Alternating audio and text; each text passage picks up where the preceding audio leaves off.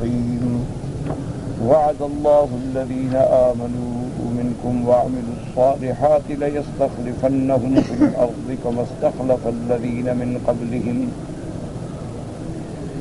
وليمكنن لهم دينهم الذي ارتضى لهم وليبدلنهم من بعد خوفهم أمنا يعبدونني لا يشركون بي شيئا ومن كفر بعد ذلك فأولئك هم الفاسقون. قال المؤلف والمفسر رحمه الله تعالى وقال البراء بن عازب رضي الله تعالى عنه نزلت هذه الآية ونحن في خوف شديد وهذه الآية الكريمة كقوله تبارك وتعالى واذكروا إذ أنتم قليل مستضعفون في الأرض إلى قوله لعلكم تشكرون وقوله تعالى كما استخلف الذين من قبلهم كما قال تعالى عن موسى عليه السلام أنه قال لقومه عسى ربكم أن يهلك عدوكم ويستخلفكم في الأرض وقال تعالى ونريد أن نمن على الذين استضعفوا في الأرض الآيتين. اب مفسر رحمۃ اللہ علیہ اس کے اسباب نزول کے بارے میں ارشاد فرما رہے ہیں. ایک روایت مبارک انہوں نے پہلے بھی ذکر فرمائی تھی جو ہم نے اس سے قبل تلاوت کی ہے کہ حضور صلی اللہ علیہ وسلم کی زندگی مبارک جو ہے مکی زندگی وہ بھی خوف میں گزری اور ہجرت کرنے کے بعد بھی حضور صلی اللہ علیہ وسلم کو سکون اور آرام میسر نہ آیا بلکہ اس وقت بھی خوف طاری رہا کبھی یہود سے اور کبھی مشرکین سے اور کبھی یہود اور مشرکین کے گٹھ جوڑ سے جیسے جنگ احد کا قصہ پیش آیا اسی طرح غزوہ خندق کا قصہ پیش آیا. تو ایک دن ایک صحابی نے حضور صلی اللہ علیہ وسلم سے عرض کیا کہ یا رسول اللہ صلی اللہ علیہ وسلم کہ ہم ابد الدہر نحن خائفون کیا ہم ہمیشہ کے لیے اسی طرح ڈر میں رہیں گے اسی طرح خوف میں رہیں گے کبھی ہمیں بھی امن نصیب ہوگا کہ ہم بھی سکون کے ساتھ رہیں امن کے ساتھ رہیں. اب تو ہم ہر وقت جو ہے وہ ہتھیار بند رہتے ہیں کبھی کہیں سے خطرہ ہے کبھی کہیں سے خطرہ ہے. حضور صلی اللہ علیہ وسلم نے ارشاد فرمایا آپ نے فرمایا کہ تم تھوڑا صبر کرو گے لیکن ایک وقت آ جائے گا کہ جب اللہ تبارک و تعالی آپ لوگوں کو بھی امن نصیب فرمائیں گے غلبہ نصیب فرمائیں گے اور اسلام کو تمکن فی الدین عطا فرمائیں گے. تم صبر کرو اور اللہ تبارک و تعالی کی رحمتوں سے امید رکھو. تو اللہ نے یہ آیت مبارک نازل فرمائی جس سے اللہ نے ایمان والوں سے وعدہ فرمایا کہ لَيَسْتَخْلِفَنَّهُمْ فِي الْأَرْضِ کہ ہم ان کو زمین میں خلافت دیں گے زمین میں حکومت دیں گے اور اس دور میں دین کو بھی بہت بڑی قوت ملے گی اور خوف جو ہے ہم اس کو امن میں بدل دیں گے. اور یہ حقیقت ہے کہ حضور صلی اللہ علیہ وسلم کے زمانے میں الحمدللہ مکہ فتح ہو گیا بحرین فتح ہو گیا خیبر فتح ہو گیا جزیرت العرب تقریباً فتح ہو گیا یمن فتح ہو گیا. تو یہ تو حضور صلی اللہ علیہ وسلم کی زندگی میں اور اس کے بعد پھر اللہ نے خلافت ابو بکر رضی اللہ تعالی عنہ کو نصیب فرمائی.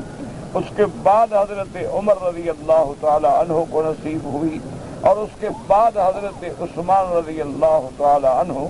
تو ان اصحاب ثلاثہ کے زمانے میں اسلام جو ہے الحمدللہ مشارق الارض و مغاربہا تک پھیل گیا.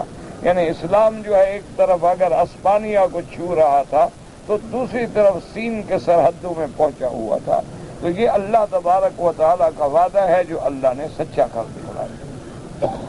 اب اس روایت مبارک میں حضرت براء ابن عازب رضی اللہ تعالی عنہ بھی ارشاد فرماتے ہیں کہ نزلت هذه الآیت یہ آیت اس دور میں اتری وَنَحْنُ فِي خَوْفٍ شَدِيدٍ کہ ہم بہت ہی خائف ہوتے تھے ہر وقت دشمن کا خوف ہر وقت دشمن کا خوف. ہر وقت انسان نے لڑائی کے لیے تیار رہنا۔ اور اسی طرح اللہ نے قرآن پاک میں جو دوسری آیت نازل فرمائی وَاذْكُرُوا إِذْ أَنْتُمْ قَلِيلٌ، کہ اس دور کو اور اس وقت کو یاد کرو جب بہت تھوڑے تھے، کمزور تھے، ضعیف تھے، پھر کیسے ہم نے آپ کو طاقت دی۔ اسی طرح اللہ تبارک و تعالی نے یہاں بھی وہ وعدہ فرمایا کہ كَمَا اسْتَخْلَفَ الَّذِينَ مِنْ قَبْلِهِمْ، تو اب مفسر رحمت اللہ علیہ فرماتے ہیں کہ اس سے مراد حضرت موسیٰ علیہ السلام کہ انہوں نے بھی اپنی قوم سے کہا تھا کہ صبر کرو، عسیٰ ربکم ان یہلک عدوکم ویستخلفکم فی الارض، تمہارا رب تمہارے دشمن کو ہلاک کریں گے اور تمہیں زمین میں حکومت و ولایت و خلافت عطا فرمائیں گے۔ تو اللہ نے حضرت موسیٰ علیہ السلام سے بھی وعدہ سچا فرمایا۔ اور اسی طرح اللہ پاک نے ایک دوسری آیت میں بھی فرمایا وَنُرِيدُ أَن نَّمُنَّ عَلَى الَّذِينَ اسْتُضْعِفُوا فِي الْأَرْضِ، اللہ نے فرمایا کہ ہم چاہتے ہیں کہ ان لوگوں پہ اپنا احسان فرمائیں جو کمزور ہیں، جو ضعیف ہیں، جو عدد میں بھی قلیل ہیں اور جو عدہ میں بھی قلیل ہیں۔ اللہ نے اپنا وعدہ سچا کر دکھلایا اور اللہ نے اسلام کو حقیقی معنوں میں پورے عالم پہ غلبہ عطا فرما دیا۔ رحمت اللہ علیہ وَلَيُمَكِّنَنَّ لَهُمْ دِينَهُمُ الَّذِي ارْتَضَىٰ لَهُمْ كما قال رسول الله صلى الله عليه وسلم لعدي بن حاتم حين وفد عليه طرف الحيرة قال لما عرفها ولكن قد سمعت بها قال فوالذي نفسي بيده ليتمن الله هذا الأمر حتى تخرج الزعينة من الحيرة حتى تطوف بالبيت في غير جوار أحد وَلَتُفْتَحَنَّ كُنُوزَ كِسْرَى ابن هرمز قلت كسرى ابن هرمز قال نعم كسرى ابن هرمز وَلَيُبْذِلَنَّ الْمَالَ حَتَّى لَا يَقْبِلُهُ أَحَدٌ۔ اور اللہ پاک نے وعدہ فرمایا وَلَيُمَكِّنَنَّ لَهُمْ دِينَهُمُ الَّذِي ارْتَضَىٰ لَهُمْ، تو اللہ نے وہ وعدہ بھی سچا فرما دیا کہ جیسے حضرت عدی ابن حاتم کو حضور صلی اللہ علیہ وسلم نے فرمایا جب وہ آپ کی خدمت میں حاضر ہوئے، آپ نے فرمایا تعریف الحیرہ، حیرہ اس میں موضع مقامی ہے، ایک جگہ کا نام ہے۔ انہوں نے فرمایا کہ لما عرفا، میں نہیں جانتا، ولیکن قد سمعت بها، میں نے سنا تو ہے کہ ایک جگہ کا نام حیرہ ہے لیکن میں جانتا نہیں ہوں، میں نے دیکھا نہیں۔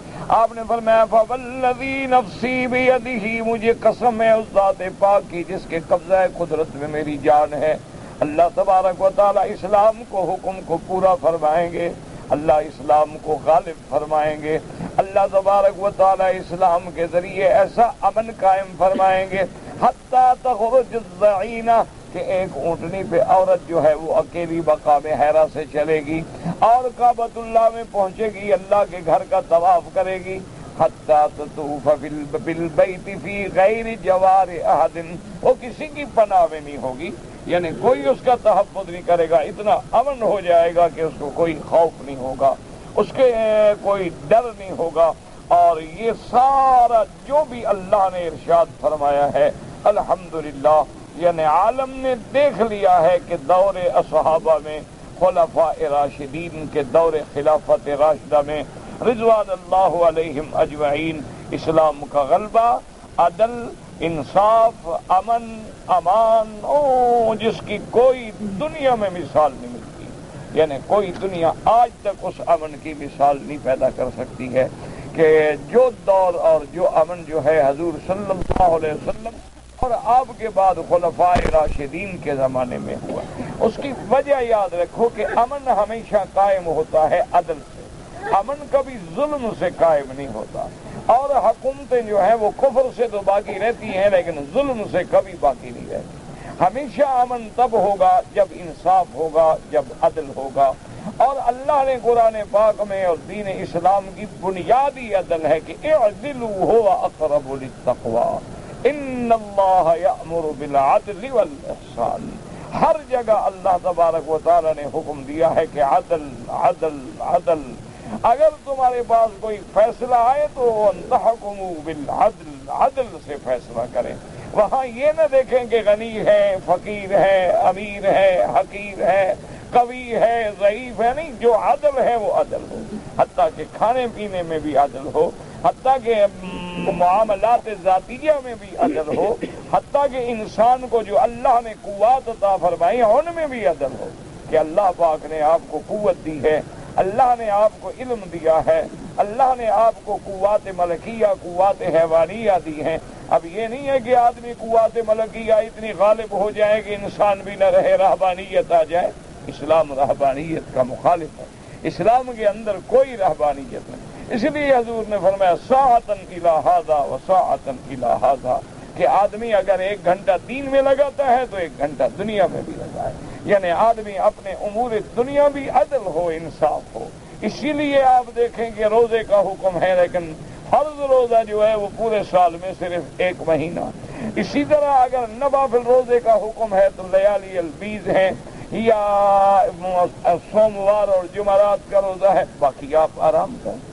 اسی لیے حضور صلی اللہ علیہ وسلم نے فرمایا تھا اپنے صحابہ سے کہ دیکھو اصوم و افطر، میں روزے بھی رکھتا ہوں، افطار بھی کرتا ہوں، میں سو بھی جاتا ہوں اور اللہ کے لیے عبادت کے لیے جاگتا بھی ہوں، میں اپنے ازواج مطہرات کے حقوق بھی ادا کرتا ہوں۔ اس لیے اسلام کے اس عدل کی یہ برکت تھی، اس انصاف کی یہ برکت تھی کہ پوری دنیا کے اندر الحمدللہ ایک ایسا مثالی امن قائم ہوا جس کی کوئی دنیا مثال پیش نہیں کر سکتی۔ اور اس کے بعد حضور پاک صلی اللہ علیہ وسلم نے فرمایا وَلَتُفْتَحَنَّ كُنُوزَ كِسْرَى ابن ہرمز، اور آپ نے فرمایا ایک وقت آئے گا جب تم کسریٰ کو غلبہ حاصل کرو گے اور اس کے خزانے حاصل کرو گے۔ عدی بن حاتم کہتی ہیں کہ میں حیران ہو گیا کہ کسریٰ تو بڑی طاقت ہے، اس دور میں فارس اور روم یہ 2 بڑی قوتیں تھیں۔ روم پر جو بادشاہ تھے وہ ہرقل کہلاتے تھے، اور جو فارس پہ بادشاہ ہوتے تھے وہ کسریٰ کہلاتے تھے۔ تو عدی ابن حاتم کہتے ہیں میں حیران ہو گیا کہ آپ حضور فرمائے کسریٰ ابن ہرمز کو ہم فتح کریں گے، صحابہ اتنی بڑی طاقت ہے؟ ہاں، کسریٰ ابن ہرمز، وَلَيَبْذَلَنَّ الْمَالَ حَتَّى لَا يَقْبِلُهُ أَحَدٌ، اور حضور پاک صلی اللہ علیہ وسلم نے فرمایا اللہ تبارک و تعالی مسلمانوں کو اتنے اموال عطا فرمائیں گے، اتنے غنائم عطا فرمائیں گے کہ خیرات کریں گے لیکن لینے والا کوئی نہیں ہوگا، یعنی اللہ سب کو غنی بنا دیں گے، اللہ تبارک و تعالی سب کو اتنا عطا فرما دیں گے کہ کوئی محتاج نہیں رہے گا۔ اسی لیے رحمت دو عالم سیدنا محمد مصطفیٰ صلی اللہ علیہ وسلم نے ہجرت کے موقع پر، حالانکہ آپ حالات کو سامنے رکھیں کہ حالات یہ ہیں کہ ہجرت فرما رہے ہیں، آپ کے ساتھ سیدنا ابی بکر ہیں رضی اللہ تعالی عنہ، مکہ چھوڑ رہے ہیں، گھر چھوڑ رہے ہیں، ہجرت فرما کے مدینہ منورہ جا رہے ہیں، لیکن ایسے یعنی حالات میں بھی حضور نے سراقہ کو خوشخبری دی، آپ نے بشارت دی کہ ایک وقت آئے گا جب کسریٰ کا ملک فتح ہوگا اور اس بادشاہ کے کنگن جو ہیں وہ تمہیں ملیں گے۔ حضور صلی اللہ علیہ وسلم کی وہ پیشین گوئی بھی حضرت عمر کے زمانے میں پوری ہوئی، خلافت عمر میں آ کے دور کسروی بھی ختم ہو گیا، لا کسریٰ بعدہ، اسی طرح کیسر بھی ختم ہو گیا، اسی طرح پورا بلاد عرب بھی الحمدللہ سرنگو ہو گیا، اور اسی طرح یہود و نصارہ کو جزیرہ عرب سے بھی نکال دیا گیا۔ اور اس کے بعد قال عدی ابن حاتم وهذه الزئیر تخرج من الحیرة تطوف بالبیت فی غیر جوار احد، عدی ابن حاتم نے فرمایا کہ دیکھو جیسے حضور پاک نے فرمایا تھا، صلی اللہ علیہ وسلم نے فرمایا تھا فهذه الزئیر، دیکھو اب ایک عورت جو ہے وہ کیسے سفر کر رہی ہے کہ نہیں کر رہی، کہ حیرہ سے چل کر مکہ میں آتی ہے، طواف کرتی ہے اور اس کو کوئی خوف نہیں، نہ اس کو کسی کی پناہ کی ضرورت ہے، نہ اس کو کسی کی حفاظت کی ضرورت ہے، نہ اس کی عزت پہ کوئی نظر ڈالتا ہے، نہ اس کے حسن و جوانی پہ کوئی نظر ڈالتا ہے، نہ اس کے مال و دولت پہ کوئی نظر ڈالتا ہے۔ صدق رسول اللہ صلی اللہ علیہ وسلم، حضور پاک نے جو ارشاد فرمایا تھا وہ سچا ہو گیا۔ وَلَقَدْ كُنْتَ فِي مَنْ فَتَحَ كُنُوزَ كِسْرَى ابن ہرمز وَالَّذِي نَفْسِي بِيَدِهِ لَتَكُونَنَّ الثَّالِثَةَ لأن رسول اللہ صلی اللہ علیہ وسلم قد قالها۔ عدی ابن حاتم فرماتے ہیں کہ ایک بات تو حضور نے یہ فرمائی تھی اور یہ بھی فرمایا تھا کہ یہ کسریٰ ابن ہرمز جو ہے وہ آپ فتح کریں گے مسلمان، تو عدی ابن حاتم کہتے ہیں خدا کی شان دیکھو، میں بھی ان لوگوں میں شامل تھا جب کنوز کسریٰ ابن ہرمز فتح ہوئے اور ان کے خزانے حاصل ہوئے، تو حضور صلی اللہ علیہ وسلم کا وہ فرمان بھی سچا ہوا، اور فرماتے ہیں والذی نفسی بیدہ لتکونن الثالثۃ، کہ مجھے قسم ہے اپنے اللہ تبارک و تعالیٰ کی، اور تیسری بات جو حضور نے فرمائی وہ بھی پوری ہوگی۔ حضور صلی اللہ علیہ وسلم نے فرمایا کہ اللہ مومنوں کو اتنا مال دیں گے، اتنے غنائم دیں گے، اتنے خزائن دیں گے کہ مسلمان خیرات کریں گے لیکن لینے والا بھی کوئی نہیں ہوگا۔ تو کہتے ہیں کہ انشاءاللہ حضور کا یہ فرمان ہے وہ بھی ضرور پورا ہوگا۔ اور واقعتاً آپ دیکھ لیں کہ سیدنا ابی ہریرہ رضی اللہ تعالی عنہ ایک دن بیٹھے ہیں اور ریشمی رومال سے ناک صاف کر رہے تھے، تو اپنے آپ سے خود کہہ رہے تھے بخن بخن لے ابی ہریرہ، واہ بھی واہ ابی ہریرہ تیری شان ہے، کہ ایک وہ دور تھا کہ ہم بھوک سے پڑے رہتے تھے، لوگ سمجھتے تھے کہ بیمار ہے اور لوگ میری کمر پہ پاؤں رکھ کے گزر جاتے تھے، اور آج ایک وقت ہے کہ ہمارے ہاتھوں میں بھی ریشمی رومال ہے ناک صاف کرنے کے۔ اسی لیے تاریخ یہ بتلاتی ہے کہ سیدنا امیر المؤمنین عمر بن الخطاب رضی اللہ تعالی عنہ ایک دفعہ آپ تشریف لا رہے تھے اپنے دور خلافت میں، اور جب آپ مکہ مکرمہ کے قریب وادیوں میں پہنچے، آپ نے قافلہ روک دیا، اپنی اونٹنی مبارک سے اترے اور آپ نے 2 رکعت نماز پڑھی، اور اس کے بعد کافی دیر تک حضرت روتے رہے، اللہ کا شکر ادا کرتے رہے۔ صحابہ نے پوچھا ما یبکیک یا امیر المؤمنین، کہ عمر آپ کو کیا چیز رلا رہی ہے؟ انہوں نے کہا یہی وہ وادیاں ہیں کہ جہاں ارع الابل، میں تو اونٹ چرایا کرتا تھا، انہی وادیوں کے اندر ہم اونٹ لے کے آتے تھے، اور آج میں خلیفۃ المسلمین بن کے جا رہا ہوں۔ تو یہ اللہ تبارک و تعالیٰ کی عنایت ہے، یہ اللہ تبارک و تعالیٰ کا کرم ہے کہ اللہ تبارک و تعالیٰ نے اسلام کے ذریعے ہمیں عزت دی ہے، اللہ تبارک و تعالیٰ نے اسلام کے ذریعے ہمیں غلبہ عطا فرمایا ہے۔ اسی لیے ہمیشہ صحابہ رضوان اللہ علیہم اجمعین فرماتے تھے کہ ہم تو وہ قوم ہیں کہ جس کو اللہ نے اسلام سے عزت دی ہے، ان اللہ عزنا بالاسلام، اللہ نے ہمیں عزت دی ہے تو اسلام کے ساتھ عزت دی ہے۔ ہماری طاقت کی وجہ سے ہمیں عزت نہیں ملی، ہمیں دولت کی وجہ سے عزت نہیں ملی، ہمیں کثرت کی وجہ سے عزت نہیں ملی، ہمیں جو بھی عزت ملی ہے وہ اسلام کی وجہ سے ملی ہے، اور جو بھی عزت ملی ہے وہ قرآن کی وجہ سے ملی ہے۔ ان اللہ یرفع بہذا الکتاب اقواما ویضع بها آخرین، حضور پاک نے فرمایا اللہ کے قرآن کی یہ شان ہے کہ اللہ اس کے قرآن کے ذریعے ماننے والوں کو اونچا کر دیں گے دنیا و آخرت میں، اور انکار کرنے والوں کو زمین مٹی میں ملا دیں گے دنیا و آخرت میں، ان کی دنیا بھی برباد ہوگی اور آخرت بھی برباد ہوگی۔ اسی لیے خلافت سیدنا عمر میں رضی اللہ تعالی عنہ کے دور میں آپ کے گورنر جو تھے مکہ سے مدینہ ملنے کے لیے حاضر ہوئے، تو امیر المؤمنین نے پوچھا کہ من والیت علی اہل مکہ، کہ مکے والوں پہ تم نے کس کو ولایت دی، کس کو حاکم بنایا، امیر بنایا؟ انہوں نے کہا ابن ابزہ، کہ میں نے ابن ابزہ کو بنایا۔ انہوں نے کہا ابن ابزہ من الممالک، وہ تو غلام خاندان میں سے ہے، اس کو تم نے اہل مکہ پہ ولی بنا دیا ہے؟ اہل مکہ تو اہل اللہ، اہل مکہ جو ہیں وہ تو اہل اللہ ہیں، اللہ کے گھر میں رہنے والوں۔ انہوں نے کہا ہاں اس لیے کہ اس کے پاس اللہ کا قرآن دیا تھا، وہ قرآن کا عالم ہے۔ تو فبکا عمر فقال صدق رسول اللہ صلی اللہ علیہ وسلم کہ ان اللہ یرفع بہذا الکتاب اقواما ویضع بها آخرین، کہ حضور نے سچ فرمایا کہ اللہ اس قرآن سے جس کو چاہیں عزت دیں۔ کہ دیکھیں ابن ابزہ ممالک میں ہیں اور آج مکے کا ماشاءاللہ رئیس بن کے بیٹھا ہوا ہے۔ اللہ تبارک و تعالیٰ نے غلاموں کو بھی اونچا کر دیا، اللہ تبارک و تعالیٰ نے ممالک کو بھی اونچا کر دیا، اور اللہ تبارک و تعالیٰ اسی قرآن کے ذریعے قیامت میں بھی ایسے درجات عطا فرمائیں گے، ایسے مقام عطا فرمائیں گے کہ آدمی کے تصور سے بھی بالا تر ہے۔ اس لیے اس کے بعد فرماتے ہیں وقال الامام احمد حدثنا عبد الرزاق قال اخبرنا سفیان نبی سرمۃ عن الربیع بن انس عن ابی العالیہ عن ابی بن کعب رضی اللہ تعالی عنہ قال قال رسول اللہ صلی اللہ علیہ وسلم بشر هذه الأمة بالصلاة والرفعة والدين والنصر والتمكين في الأرض فمن عمل منهم عمل الآخرة للدنيا لم يكن له في الآخرة نصيب۔ حضرت ابی بن کعب رضی اللہ تعالیٰ عنہ یہ سب سے بڑے قاری تھے قرآن کے، اللہ نے ان کو قرآن کا حفظ، قرآن کی قرات عطا فرمائی تھی، حتیٰ کہ حضور پاک نے فرمایا کہ اقرأکم ابی بن کعب، کہ تم سب میں یعنی بڑا قاری جو ہے وہ ابی بن کعب۔ اور یہ اتنے بڑے شان والے صحابی ہیں کہ ایک دن رحمت دو عالم نے بلایا اور آپ نے فرمایا کہ ابی بیٹھو، ان اللہ امرنی ان اقرأ علیک، اللہ نے مجھے حکم دیا ہے کہ میں تجھ پہ پڑھوں۔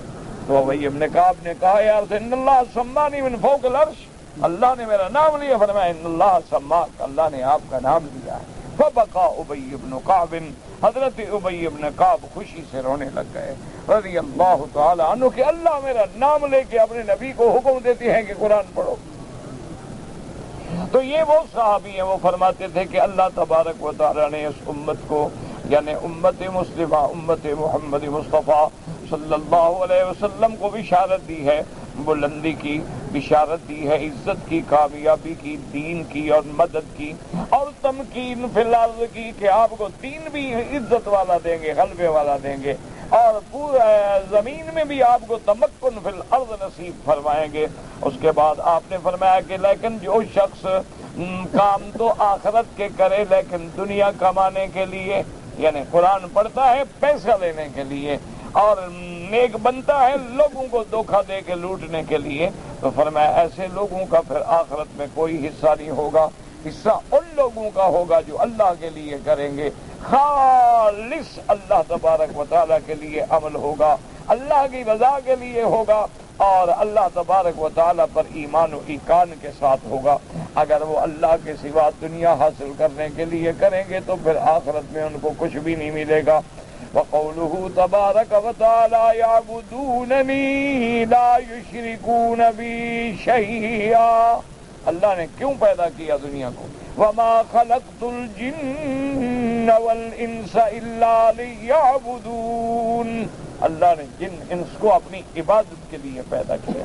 تو جب اللہ آپ کو حکومت دے، طاقت دے، تمکن فی الارض دے، خلافت فی الارض دے، تو لازم ہے کہ خالص اللہ کی عبادت کرو، اللہ تبارک و تعالیٰ کی اطاعت کرو، اور اللہ تبارک و تعالیٰ کی عبادت میں کسی کو شریک نہ کرو، کیونکہ معنی الوہیت کا یہی ہے کہ معبود برحق ہے، اور جمیع انواع العبادت جو ہیں صرف اللہ تبارک و تعالیٰ کی ذات کے لیے ہیں، چاہے وہ عبادت مالی ہو، چاہے وہ عبادت بدنی ہو، چاہے وہ عبادات قولیہ ہوں، چاہے وہ عبادات فعلیہ ہوں، یا عبادات مشترکہ بین المال والبدن، سب خالص اللہ کے لیے۔ وَاعْبُدُوا اللَّهَ مُخْلِصِينَ لَهُ الدِّينَ، کہیں فرماتے ہیں وَاعْبُدُوا اللَّهَ وَلَا تُشْرِكُوا بِهِ شَيْئًا، اور کہیں فرمایا فَمَن كَانَ يَرْجُو لِقَاءَ رَبِّهِ فَلْيَعْمَلْ عَمَلًا صَالِحًا وَلَا يُشْرِكْ بِعِبَادَةِ رَبِّهِ أَحَدًا، ایک شرط ہے کہ اللہ کی عبادت میں کسی کو شریک نہ کرے۔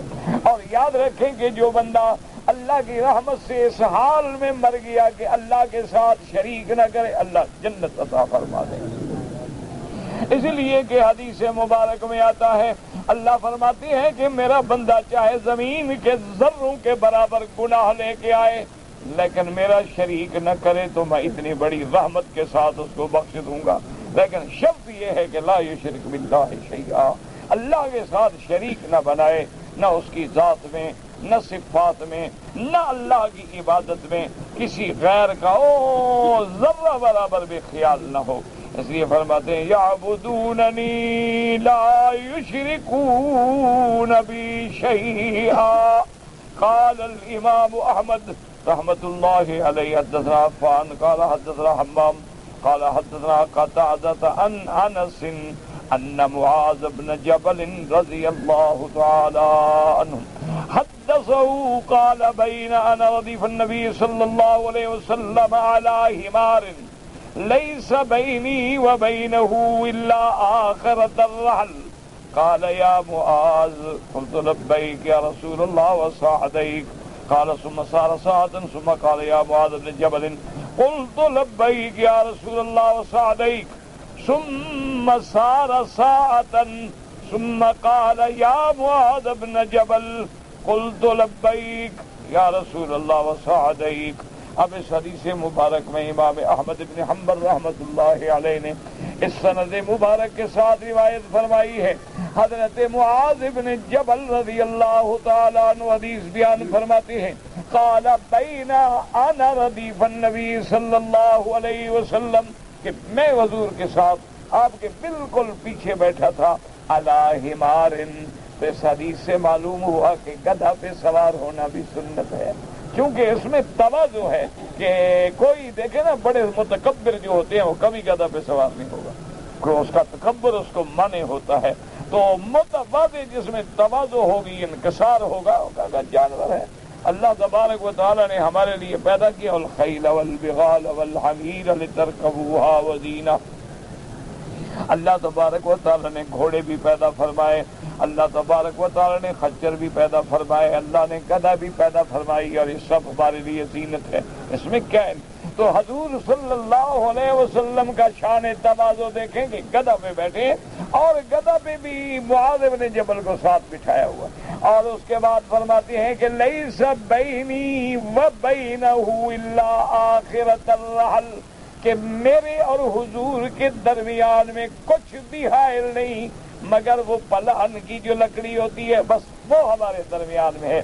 یعنی میں اتنا قریب ہوں محمد مصطفیٰ کے صلی اللہ علیہ وعلا آلہ واصحابہ وسلم تسلیما کثیرا۔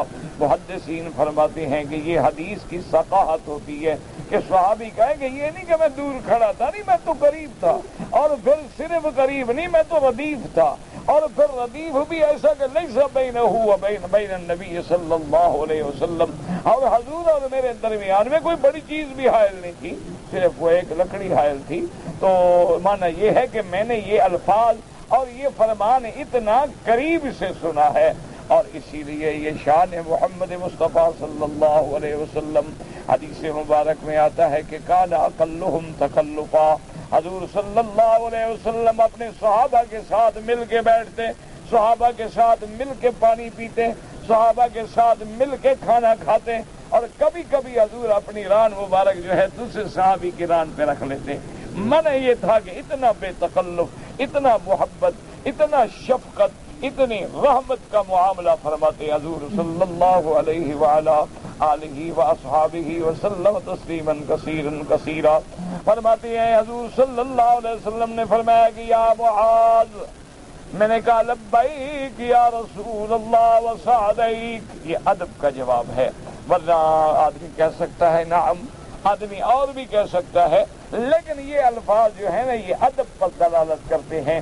تو حدیث ہمیں ادب سکھاتی ہے کہ جب اللہ کے نبی خطاب کے اندر، جواب کے اندر اتنے با ادب ہیں تو کسی غیر صحابی کو کیسا ادب کرنا چاہیے کہ صحابہ ایسا ادب کرتے کہ لبیک وسعدیک یا رسول اللہ۔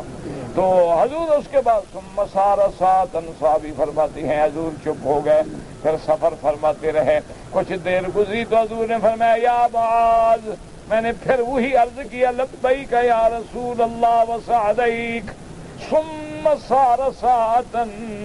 اس کے بعد پھر حضور پاک صلی اللہ علیہ وسلم سواری چلاتے رہے، سواری چلتی رہی، اور حضور نے کوئی بات نہ فرمائی، اور اس کے بعد تیسرے دفعہ حضور نے فرمایا یا معاذ، میں نے تیسرے دفعہ عرض کیا لبیک یا رسول اللہ وسعدیک۔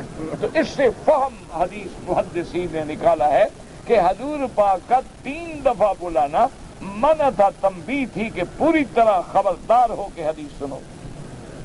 اور دوسرا، جب آپ کوئی بات بتائیں اور خاموش ہو جائیں تو سائل انتظار میں ہوتا ہے، منتظر ہوگا تو کامل توجہ ہوگی، اگر انتظار نہ ہو تو کامل توجہ نہیں ہوگی۔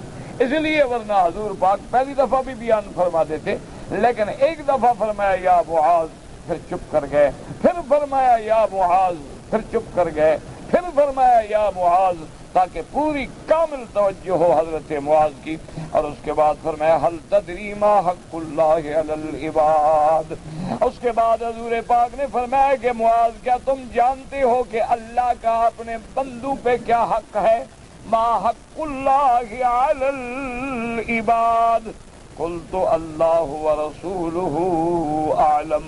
میں نے کہا اللہ کے رسول جانتے ہیں، لیکن یاد رکھو علماء نے، محدثین نے، سلف صالحین نے لکھا ہے کہ بعض اوقات اگر حضور پوچھیں صحابی کو علم بھی ہو، اسی طرح یہ حکم ہے کہ اگر استاد کوئی بات پوچھے شاگرد جانتا بھی ہو تو ادب یہ ہوتا ہے کہ خاموش رہے کہ بھئی اس میں کوئی حکمت ہوگی۔ اسی لیے حضور نے یوم حجۃ الوداع پوچھا تھا کہ ایو شہر ھذا، ہر آدمی جانتا ہے شہر ذی الحجہ ہے، ایو یوم ھذا کون سا دن ہے؟ سب جانتے تھے یوم الجمعہ ہے، یوم الوقوف ہے، لیکن کہا اللہ ورسولہ اعلم۔ تو یہ ادب ہے، یہ ادب ہے کہ جب آدمی اللہ کے نبی کے سامنے ہے اور اس کے بعد علماء کے سامنے ہے، تو جب کوئی بات وہ پوچھیں تو تقاضا ہوتا ہے کہ آدمی کہے بھی اللہ و رسولہ عالم، پتہ نہیں حضور کیا بات بیان فرمانا چاہتے ہیں، اللہ کے نبی کس بات کی طرف توجہ دلانا چاہتے ہیں۔ تو ادب، مقام ادب اسی لیے دین حاصل ہوتا۔ اس لیے روایات میں آتا ہے کہ حضرت عبداللہ ابن عباس رضی اللہ تعالی عنہ آپ آتے تھے حضرت ابی ابن کعب کے دروازے پہ اور کسی صحابی کے دروازے پہ، تو دروازہ نہیں کھٹکھٹاتے تھے، بیٹھ جاتے تھے دروازے پہ، انتظار کرتے، اور جب وہ اپنی مرضی سے اپنے گھر سے باہر نکلتے تو السلام علیکم، کہ بھی میں مسئلہ پوچھنے ہیں۔ انہوں نے کہا یا ابن عباس یہ کیا کرتے ہیں؟ خدا کے بندے، تم اگر ہمارا دروازہ کھٹکھٹا دیتے تو ہم تمہارے لیے بھی کوئی انکار کرتے، یا آپ کی بات سننا بھی ہمارے اوپر کوئی گراں گزرتا رہا کہ نہیں، اللہ کا حکم یہی ہے کہ وَلَوْ أَنَّهُمْ صَبَرُوا حَتَّى تَخْرُجَ إِلَيْهِمْ لَكَانَ خَيْرًا لَهُمْ۔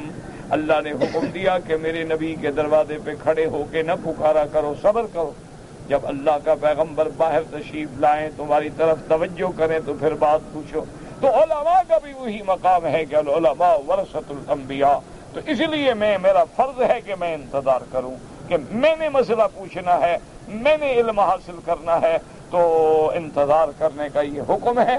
تو وہ خاموش ہو جاتے کہ جب قرآن سے استدلال ہو تو پھر کیا کیا جائے۔ آپ نے فرمایا هل تدری ما حق اللہ علی العباد، کیا تم جانتے ہو کہ اللہ کے حق بندوں پہ کیا ہیں؟ قلت اللہ ورسولہ اعلم، قال حق اللہ علی العباد ان یعبدوہ ولا یشرکوا بہ شیئا۔ آپ نے فرمایا اللہ کا حق بندوں پہ یہ ہے کہ بندے عبادت کریں خالص اللہ کی، اس میں شریک نہ کریں، کسی شے کو شریک نہ کریں۔ یہ جہالت ہے، کہتے ہیں نا جی اصنام کو شریک نہ کرو، اوثان کو شریک نہ کرو، یہاں لفظ ہے کوئی چیز، یہ نہیں ہے کہ جیسے ہمارے جاہل کہہ دیتے ہیں کہ خیرات برائے خدا اور نیاز برائے حسین، تو آپ نے تو شریک کر دیا حضرت حسین، یہ تو شرک آ گیا۔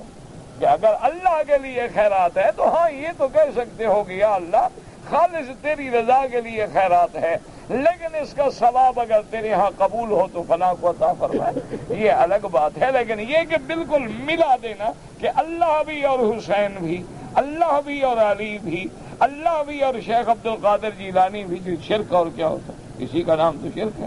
اور شرک کے کوئی سینگ تو نہیں ہوتے ہیں نا، آپ کہتے ہیں یہ 11ویں شریف ہے پیرانے پیر کے نام پہ، تو جب پیرانے پیر کے نام پہ ہے اسی کا نام شرک آ گیا۔ یہ جناب کونڈے ہیں رجب کے جعفر صادق کے نام پہ، تو اس سے بڑا شرک اور کیا ہوتا ہے۔ اور یہ میں نے منت مانی ہے کہ حضرت کی مزار پہ جا کے میں ذبیحہ کروں گا، تو وما اہل بہ لغیر اللہ، اور کس کو کہتے ہیں؟ تو اس لیے شرط ہے کہ اللہ کا حق یہ ہے کہ اس کے بندے عبادت کریں، ان یعبدوہ ولا یشرکوا بہ شیئا۔ حضرت معاذ فرماتے ہیں ثم سار ساعتا، اس کے بعد پھر کافی دیر سفر ہوتا رہا، ثم قال یا معاذ بن جبل قلت لبیک یا رسول اللہ سعدیک۔ اس کے بعد پھر حضور نے فرمایا کہ یا معاذ بن جبل، تو میں نے کہا لبیک یا رسول اللہ وسعدیک. قال فهل تدری ما حق العباد علی اللہ اذا فعلوا ذلك؟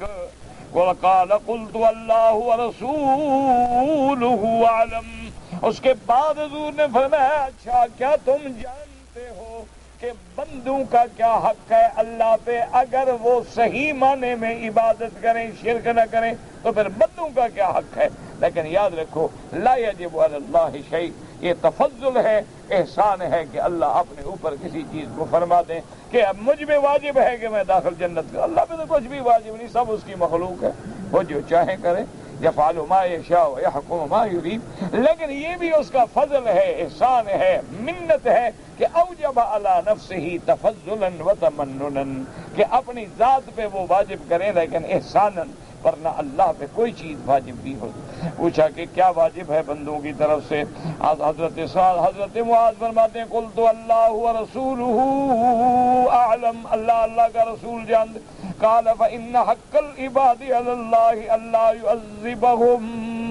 آپ نے فرمایا پھر بندوں کا حق یہ ہے کہ اللہ ان کو عذاب نہ دیں، عذاب نہیں دیں گے، جہنم نہیں ڈالیں گے، عذاب نہیں دیں گے، بلکہ مغفرت فرمائیں گے کہ من مات لا یشرک باللہ شیئا دخل الجنہ. جیسے حضور نے فرمایا من کان آخر کلامہ لا الہ الا اللہ دخل الجنہ او کما قال رسول اللہ صلی اللہ علیہ وسلم. تو آپ نے فرمایا کہ معاذ پھر بندوں کا یہ حق ہے کہ اللہ ان کو عذاب نہ دیں. اخرجاہ فی الصحیحین من حدیث قتادہ، یہ مسند احمد میں امام احمد بن حنبل رحمۃ اللہ علیہ نے یہ حدیث مبارک نقل فرمائی ہے، اور اس کے بعد یہ صحیحین میں حدیث قتادہ سے بھی موجود ہے. اب اللہ فرماتے ہیں وَمَن كَفَرَ بَعْدَ ذَلِكَ فَأُولَٰئِكَ هُمُ الفاسقون. یاد رکھیں میں نے عرض کیا تھا کہ کفر کا ایک لغوی معنی ہے اور کفر کا ایک اصطلاحی معنی ہے. کفر کا لغوی معنی تو ہوتا ہے ناشکری، اور اصطلاحی معنی ہوتا ہے اللہ سے کفر کرنا جو ضد ہے ایمان کی. ایمان کی ضد کیا ہے؟ کفر ہے. جیسے حق باطل کی ضد ہے، صدق کذب کی ضد ہے، ایمان کفر کی ضد ہے، اسی طرح کفر ایمان کی ضد ہے. اور ضد کا معنی یہ ہوتا ہے کہ لا یجتمعان، وہ اکٹھے نہیں ہو سکتے، کیونکہ صدق ہوگا تو کذب نہیں ہوگا، حق ہوگا تو باطل نہیں ہوگا، ایمان ہوگا تو کفر نہیں ہوگا، اور کفر ہوگا تو پھر ایمان نہیں ہوگا. تو اس لیے ضدان لا یجتمعان. تو یہاں جو دونوں ترجمے ہو سکتے ہیں. اگر اللہ کی ان نعمتوں کے بعد نہ شکری کی تو وہ حد سے نکلنے والے، یا اللہ کی ان نعمتوں کے بعد جنہوں نے کفر کیا، اسلام چھوڑ دیا، دین چھوڑ دیا، ایمان چھوڑ دیا، تو وہ حد سے نکل گئے. علماء فرماتے ہیں کہ دونوں معنی اس آیت میں جائز ہیں. اور امام مالک رحمت اللہ علیہ فرماتے تھے اس آیت مبارک سے کہ اس آیت سے یہ ثابت ہوتا ہے کہ جو خلفاء ثلاثہ کی خلافت کا انکار کرے یہ کفر ہے. کیوں؟ فرمایا وعد اللہ الذین آمنوا منکم وعملوا الصالحات لیستخلفنہم. اور اللہ نے اس آیت کو ختم کیا ومن کفر بعد ذلک فأولئک هم الفاسقون. اب مفسر فرماتے ہیں ومن خرج عن طاعتی بعد ذلك فقد خرج عن امر ربه وكفى بذلك ذنبا عظیما. کہ جو آدمی میری اتنی نعمتوں کے بعد، تمکن فی الارض کے بعد، استخلاف فی الارض کے بعد اگر پھر بھی میرے احکام سے نکلا تو وہ میرے گویا کے اطاعت سے نکل گیا، میرے حکم سے نکل گیا، اور اس کے لیے یہی ہلاکت کے لیے یہی گناہ کافی ہے. فالصحابة رضی اللہ عنہم لما كانوا اقوم الناس بعد النبی صلی اللہ علیہ وسلم بأوامر اللہ وأطاعهم لله كان نصرهم بحسبهم أظهروا كلمة الله في المشارق والمغارب وأيدهم تأييدا عظيما وحكموا في سائر العباد والبلاد. اب مفسر رحمۃ اللہ علیہ فرماتے ہیں کہ فالصحابہ رضی اللہ عنہم، اور صحابہ کی جماعت جو تھی وہ تو لوگوں میں سب سے زیادہ صحیح چلنے والے اللہ کے احکام پر، اللہ کی اطاعت کرنے پر. اس لیے اللہ تبارک و تعالی نے ان کے عمل کے مطابق ان کے اخلاص کے مطابق ان کی مدد کی۔ اللہ تبارک و تعالی نے مدد فرمائی، اظہروا کلمۃ اللہ، انہوں نے بھی پھر اللہ کے کلمے کو اونچا کر دیا، بلند کر دیا، فی المشارق والمغارب، اور پھر اللہ تبارک و تعالی نے ان کی تائید فرمائی، انہوں نے بندوں میں بھی اور ملکوں میں بھی اپنی حکومت چلائی، حکم فرمایا۔ وَلَمَّا قَصَرَ النَّاسُ بَعْضَهُمْ فِي بَعْضِ الْأَبَابِرِ نَكَصَ ظُهُورُهُمْ بِحَسْبِهِمْ۔ اب مفسر رحمۃ اللہ علیہ فرماتے ہیں وَلَمَّا قَصَرَ النَّاسُ بَعْضَهُمْ، ہر صحابہ کے بعد، تابعین، خیر القرون کے دور کے بعد جوں جوں اطاعت گھٹتی گئی اللہ کی مدد بھی گھٹتی گئی، جوں جوں فرما برداری گھٹتی گئی اللہ کی نصرت بھی گھٹتی گئی، کہ جب تک صحابہ کامل تھے اطاعت میں نصرت بھی کامل آتی رہی، لیکن اس کے بعد لوگوں میں نقص آیا تو اللہ کی مدد بھی چھوٹ گئی۔ ولیکن قد ثبت فی الصحیحین من غیر وجہ عن رسول اللہ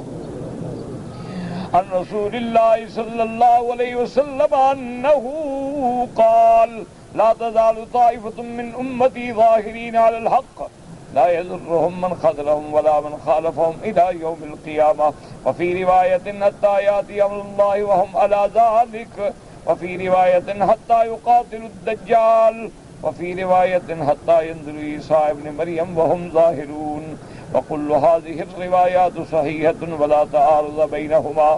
لیکن مفسر رحمۃ اللہ علیہ فرماتے ہیں مسلمان جتنے کمزور ہو جائیں، جتنے ضعیف ہو جائیں، لیکن صحیحین میں یہ بات ثابت ہے، بخاری و مسلم میں یہ حدیث مبارک موجود ہے، حضور پاک نے فرمایا کہ لا تزال طائفۃ من امتی، میری امت میں سے ایک جماعت ہمیشہ حق پہ قائم رہے گی، یعنی کچھ بھی حالات ہو جائیں، یہ نہیں ہوگا کہ دنیا حق والوں سے خالی ہو جائے، ایمان والوں سے خالی ہو جائے، یعنی اللہ کے بندے رہیں گے اور ان کو کسی کا نقصان، کوئی آدمی ان کو نقصان نہیں پہنچا سکے گا۔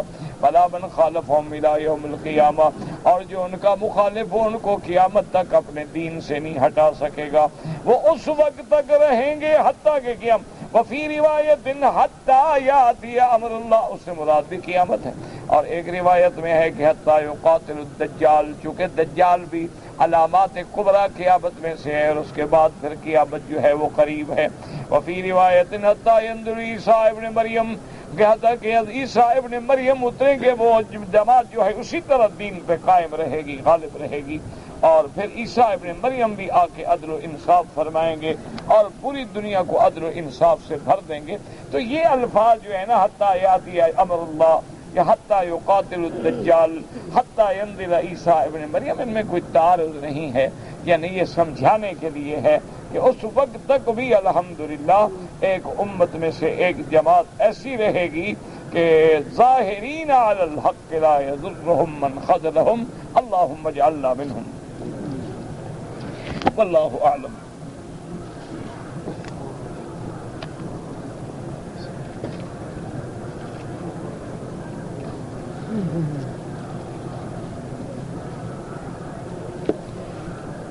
کہتے جی کہ میں نے اپنی لڑکی کو یعنی کسی سے شادی کر دیا، 5 برس ہو گئے، وہ بندہ جو ہے اپنی بیوی کے پاس نہیں آتا، نہ اس کا خرچ دیتا ہے، صرف کبھی کبھی ٹیلی فون پہ بات کرتا ہے، تو کیا ابھی مجھے یہ حق ہے کہ میں محکمے میں لڑکی کی طرف سے دعویٰ کر کے لڑکی کو فراغت کا حکم حاصل کروں؟ بالکل جائز ہے، کیونکہ اسلام یہ حکم دیتا ہے کہ اگر خاوند ہے، بیوی ہے، تو اس کے حقوق ادا کرنا بھی ضروری ہے، لازم ہے۔ ہاں ایک ہوتا ہے کہ میاں بیوی اتفاق سے خاوند نوکری پہ جاتا ہے 6 مہینے سال، پھر واپس آ جاتا ہے، 2 سال کے جاتا ہے پھر آ جاتا ہے، اور وہ راضی ہیں، حالات بھی ہیں، اس کی عزت محفوظ ہے، گھر ہے، بچے ہیں، نگرانی کرنے والے لوگ ہیں۔ لیکن ایک ہے کہ شادی کر کے 5 سال تک بیوی کو پوچھو ہی، کبھی کبھی ٹیلی فون کر دو، یہ معنی تو نہیں ہے۔ اس لیے اس لڑکی کو حق ہے کہ وہ محکمہ شرعی میں جا کے اور دعویٰ کرے اور اپنے حالات سامنے رکھے، انشاءاللہ۔ بہرحال شرعاً اس کو حق ہے کہ وہ خلو لینا چاہے لے لے اور نفقہ لے، جیسے کرے، حق ہے۔ حضرت عیسیٰ علیہ السلام الگ ہیں اور مہدی الگ ہیں خدا کے بندے. حضرت عیسیٰ کا نام تو عیسیٰ ہے نا، یا عیسیٰ ابن مریم، یا عیسیٰ ابن مریم، یا عیسیٰ ابن مریم، سارا قرآن بھرا ہوا ہے. اور مہدی جو ہوں گے، آپ نے فرمایا اسمہ، اس کا نام ہوگا علی اسمی و کنیتہ علی کنیتی، اس کا نام میرے نام پہ ہوگا، یعنی محمد ہوگا، اور اس کی کنیت جو ہے وہ ابو القاسم ہوگی. تو کہاں محمد اور کہاں عیسیٰ؟ ایک نام تھوڑا ہے. عیسیٰ پیغمبر ہے، مہدی نبی نہیں ہوں گے. عیسیٰ علیہ السلام تو اللہ کا رسول ہے، اللہ کا رسول ہے، اللہ کا نبی ہے، آسمانوں میں زندہ موجود ہے. اور قرب قیامت میں لَيَنزِلَنَّ عِيسَىٰ ابن مریم عَلَىٰ مِنَارَةِ شرقیہ بیضاء دمشق. آپ نے فرمایا کہ قیامت کے قریب عیسیٰ علیہ السلام اتریں گے، دمشق میں اتریں گے، اور یقتل الدجال ویکسر الصلیب ویضع الجزیۃ ویملأ الارض عدلا وقسطا، کہ اس کے بعد جو ہے آپ صلیب کی قوت کو بھی توڑیں گے، دجال کو بھی قتل کریں گے، اور پھر یہ نہیں ہوگا کہ جزیہ دو تو رہ جاؤ، نہیں، یا اسلام یا اس کے بعد موت. تو حضرت عیسیٰ الگ ہیں، مہدی الگ ہیں.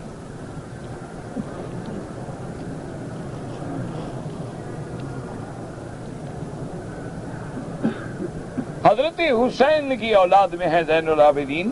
ویسے نسب دیکھ لیں اہل بیت کا.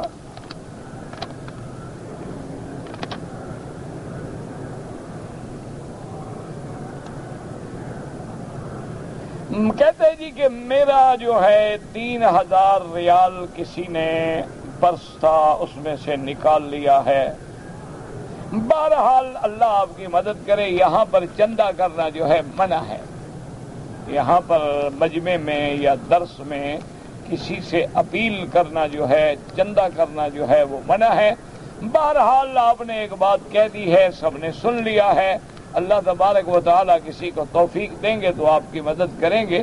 اللہ تبارک و تعالیٰ کے آگے کوئی مشکل نہیں. اللہ پاک آپ کی مشکل حل فرما دیں گے انشاءاللہ.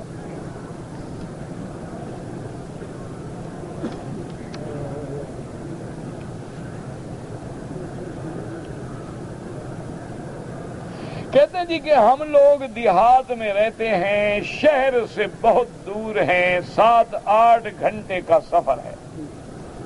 اور دیہات میں ہم لوگ جو ہیں وہ نماز عید پڑھتے ہیں.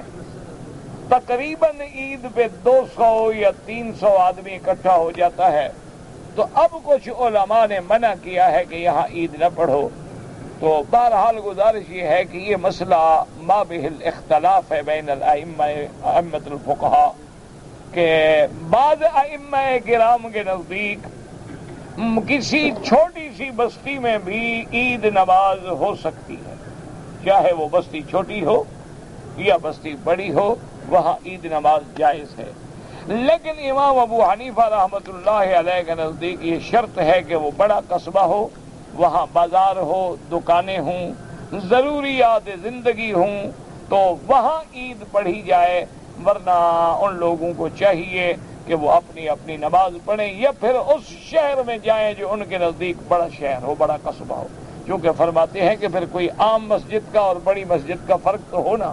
اگر ہر جگہ ایک بات ہے تو پھر فرق تو نہ رہا کہ چھوٹی مسجد کا یا جامع مسجد کا یا ایسی مسجد کا کہ جس میں جمعہ ہوتا ہے اور ایک مسجد ہے اس میں عید ہوتی ہے اور ایک مسجد ہے اس میں عید نہیں ہوتی ہے. تو اس لیے بہرحال تو اللہ تبارک و تعالی اختلاف سے بچائے. جو پڑھتے ہیں اللہ ان کی بھی قبول فرمائے، اور جو نہیں پڑھتے ہیں ان کے سامنے بھی احادیث رسول اللہ ہیں صلی اللہ علیہ وسلم. ایک آدمی مکے میں رہتا ہے اور اس نے پہلا حج کیا. میرا بھائی، حج پہلا ہو، دوسرا ہو، 10واں ہو، احکام تبدیل نہیں ہوتے. یہ لوگوں کے دماغ میں ہوتا ہے کہ میرا پہلا حج ہے تو بکری رکھنا ضروری تھا. بکری رکھنا نہ رکھنے کا تعلق جو ہے وہ پہلے، دوسرے، تیسرے حج سے نہیں ہے. اصل حج کے اقسام 3 ہیں. حج افراد ہے، حج تمتع ہے، حج قران ہے. تمتع اور قران میں ہدی لازم ہے. حج افراد کے اندر جو ہے قربانی دینا، بکری دینا لازم نہیں. کوئی کرے تو الحمدللہ سنت ہے، ثواب ہے، نہ کرے تو نہ. تو جو لوگ مکے میں رہتے ہیں ان کا حج افراد ہوتا ہے. اس لیے ان کو بکری دینا واجب ہی نہیں. آپ نے نہیں دیا کوئی بات نہیں. باقی یہ کوئی مسئلہ نہیں ہوتا کہ میرا پہلا حج ہے تو لازمی بکری دینی تھی اور دوسرا حج چاہے تمتع کروں پھر بھی بکری نہیں دوں گا. یہ تو مسئلہ نہیں. آپ چاہے 10 حج کریں، اگر حج تمتع ہوگا تو آپ کو دم تمتع دینی ہوگی، اگر قران ہوگا تو آپ کو دم قران دینی ہوگی، اور اگر حج افراد ہوگا چاہے پہلا ہو چاہے 10واں ہو چاہے 20واں ہو، آپ کے ذمہ حج کی بکری واجب نہیں ہے، لیکن اللہ دے تو بالکل کرے، کوئی منع بھی نہیں. کہتے ہیں جی کہ میرا بھائی بنگلہ دیش میں فوت ہو گیا ہے، اللہ مغفرت فرمائے. اللہم اغفر لجمیع المسلمین والمسلمات والمؤمنین والمؤمنات الاحیاء منہم والاموات. ہم 2 بھائی ہیں، دونوں کے پاس لڑکا لڑکی ہے. بھائی کی لڑکی نے میری ماں سے دودھ پیا ہے، کیا میرا لڑکا کے ساتھ بھائی کی لڑکی سے شادی؟ میرا بھائی جس لڑکی نے، ایک آسان بات ہے سمجھ لو، جس لڑکی نے مثلا آپ کی بیوی سے دودھ پیا ہے تو وہ اس کی ماں ہو گئی. اب آپ کی جتنی اولاد ہے اس کے لیے وہ بھائی بہن ہے. ہاں اس اور لڑکیاں جنہوں نے دودھ نہیں پیا ہے ان کا رشتہ تو ہو سکتا ہے، لیکن جس لڑکی نے دودھ پیا ہے اس کے لیے تمہاری بیوی جو ہے وہ والدہ ہو گئی رضائی طور پہ. جب وہ رضاعت میں ماں ہو گئی تو اب اس کے جتنے بھائی ہیں، بیٹے ہیں، اولاد ہے، وہ سب اس کے لیے بھائی بہن، اس کے ساتھ کسی کا رشتہ نہیں ہو سکتا. تو اچھی طرح سمجھ لیں کہ ما یحرم من النسب یحرم من الرضا، جو چیزیں نسب میں حرام ہیں وہ رضا میں بھی حرام ہیں. مثلا ماں حرام ہے، اگر ہم نے دودھ پیا ہے تو وہ دودھ والی ماں بھی اسی طرح حرام ہے جس طرح حقیقی ماں حرام ہے. اسی طرح ہم نے دودھ پیا ہے تو وہ ہماری ماں بن گئی، اس کی بیٹیاں ہمارے لیے بہنیں ہیں. جیسے سگی بہن حرام ہے اسی طرح وہ رضائی بہن بھی حرام ہے. ایک موٹی بات یاد رکھ لو کہ جو بندہ، جو لڑکا، جو لڑکی کسی عورت کا دودھ پی لے لیکن اس زمانہ رضاعت کے اندر، اب وہ اس کے لیے ماں کے حکم میں ہے اور اس کی جتنی اولاد ہے اس کے بھائی بہن.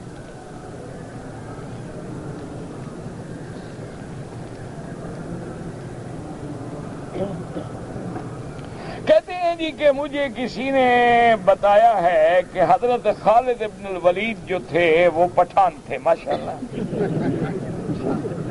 اور ان کی زبان جو ہے وہ پشتو تھی. آپ کو کسی نے غلط بتایا. حضرت خالد جو ہیں یہ ولید ابن المغیرہ کے بیٹے، ولید ان کے باپ کا نام ہے اور ان کے دادا کا نام مغیرہ ہے. یہ تو مکے کے لوگ ہیں، کرشی ہیں، عربی ہیں، اور یہ تو ان لوگوں میں کیا دماغ خراب ہو گیا کیا؟ ہاں بیچارہ سائیکالوجیکل افیکٹ ہے، اس کا قصور نہیں ہو، ذہنی مریض. اللہ سب کو شفا دے، اللہ سب کو ہدایت کرے، سب کو شفا دے. تو اصل بات یہ ہے کہ یہ ولید بن المغیرہ تو وہ ہے کہ جس نے جب دار الندوہ میں قریش جمع ہوئے انہوں نے کہا کہ حضور کے بارے میں کیا کہیں، انہ شاعر او انہ ساحر او انہ مجنون.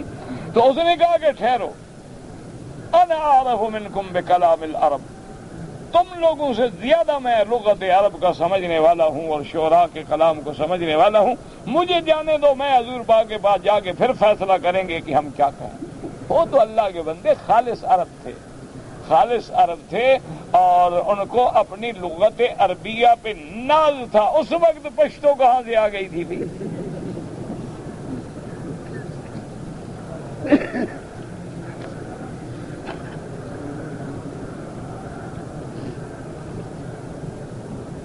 اگر ایک آدمی نے مثلا عشاء کی نماز میں امام نے 2 رکعت پڑھ لی، آخری 2 رکعتوں میں وہ مل گیا، تو جب امام سلام پھیرے وہ کھڑے ہو کے 2 رکعتیں پوری کرے گا.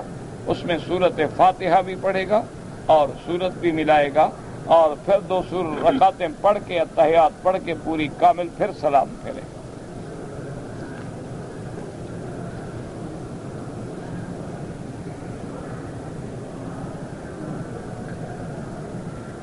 پتہ نہیں آپ نے کیا لکھا ہے کہ شیخ عبد القادر جیلانی کے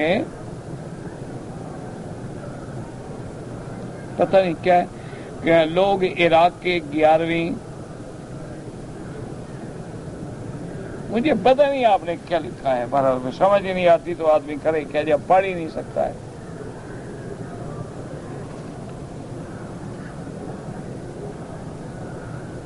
بھانجی سے شادی نہیں کر سکتا ہے۔ میں نے بیوی کو طلاق دیا، طلاق جو ہے کاف سے نہیں ہوتی، کعبہ والے سے، طلاق نقطے والے کا، الطلاق مرتان، قرآن میں پڑھو نا تو لکھا ہوگا، آپ دیکھ لیتے۔ بہرحال اگر آپ نے بیوی کو طلاق دے دیا تو ایک گھر میں رہنے کا کیا مطلب؟ اگر آپ نے ایک طلاق دی ہے، طلاق رجعی ہے، تو اب عدت کے وقت تک وہ عورت آپ کے گھر میں رہ سکتی ہے تاکہ خدا کرے آپ کی صلح ہو جائے، رجوع ہو جائے۔ لیکن اگر طلاق مکمل ہو گئی ہے تو پھر اس گھر میں آپ کے لیے عورت اجنبی ہے، کوئی حق نہیں آپ کو اس کے پاس رہنے کا یا اس کو آپ کے پاس رہنے کا، اولاد ہو نہ ہو یہ کوئی ذمہ داری نہیں۔ اب اولاد کا فکر ہے تو طلاق ہی نہ دیتے۔